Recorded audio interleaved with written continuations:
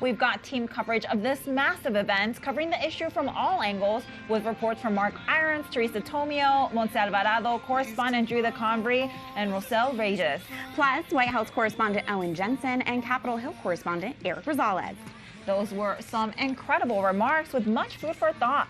Let's start with some reaction from a special in-studio guest. Yes, we are delighted to be joined by Kristan Hawkins, president of Students for Life of America. Kristan, thanks for being with us on March for Life Day. Thanks, ladies. It's an honor to get in from the cold for a little bit. Get a little break. Sure it is, yes. Kristan, we have to ask, what did you make of Vice President Vance's speech? That was very powerful. I loved his line about how he's a vice president who practices what he preaches and he's making more babies. I think it's such a powerful example to women across, especially young women across our country, to see a sitting second lady of the United States pregnant. I'm so excited for that. I loved his remarks about strategy and looking back where we were just 1 year ago today. You know, the questions when I was here a year ago in studio were, what was the Trump administration going to do?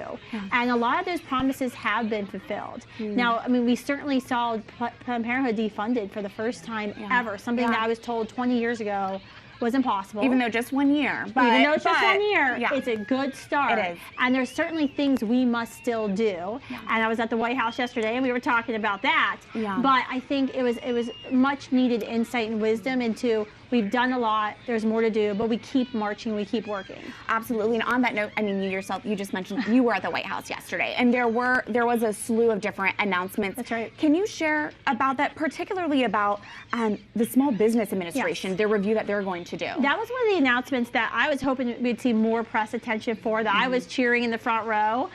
They knew where I stood. Right. But you know, when we talk about defunding Planned Parenthood, when we saw the 80% defunding 1 year pause, a lot of folks were like, why isn't it 100%? Well, the budget reconciliation bill would only allow you to defund them of their Medicaid funding. That's a majority of their funding, about 8%. But they also they have their hands in all these cookie jars as the leading abortionists in the country. And it's a lot of government grants, various grants.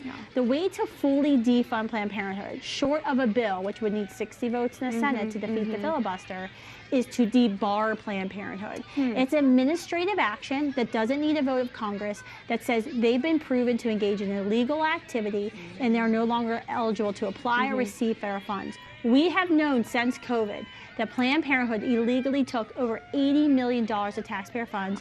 We did the first protest of the Small Business Administration of the pro-life movement's history. This October, I was there personally delivering tens of thousands of petitions that reminded me I need to lift weights, telling the Small Business Administration it's time to investigate them. And when the SBA yesterday announced they have started the official investigation, it will start the process of debarment, which will be agency-wide. Wow. That is huge news. It's huge news, and most people have never heard of debarment, so it kind of got under the radar, I think, in those announcements. And would this have a better effect long term? Absolutely, because it's a 3-year, no applications, no funding from any agency in the government, and Planned Parenthood would not be allowed to do business with any other government contractor. It would be massive for Planned Parenthood. Well, we know what we'll be praying for. Yes. And Students for Life, you are staying really busy, especially tomorrow. You have the National Pro-Life Summit coming up in D.C. Tell us about it and what your hope and mission is. Sure, it's still sold out, but you can watch the live stream. Go to prolifesummit.org and sign up.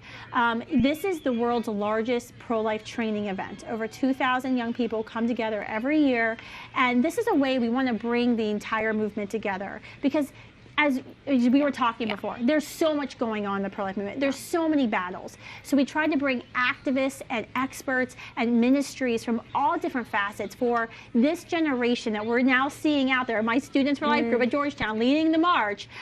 We're out there, but they've got to find their niche. They have to find where God has called them uniquely to serve and save lives. And that's going to be their opportunity tomorrow. Well, and speaking of this summit, I'd be remiss to not mention it was at last year's summit that you honored your friend, Charlie Kirk. That's right. Do you mind just sharing kind of your reflection on this 1 year later since you honored him, and how that tragedy, does it make you rethink any of your pro-life advocacy and getting out there and speaking boldly on life? Yes, 1 year ago, Charlie marched with us, he and Erica. We were honored to give Charlie a Defender of Life Award as he keynoted our summit. You know, I was on campus the day Charlie was assassinated, doing the exact same thing under a prove me wrong tent. So it obviously hit myself and my family very hard. My husband has, he should be the one you should be interviewing, and my bulletproof vest now that I get to carry around. But has it changed our activism? Absolutely not. And what we did today at the march was a little surprise for our students.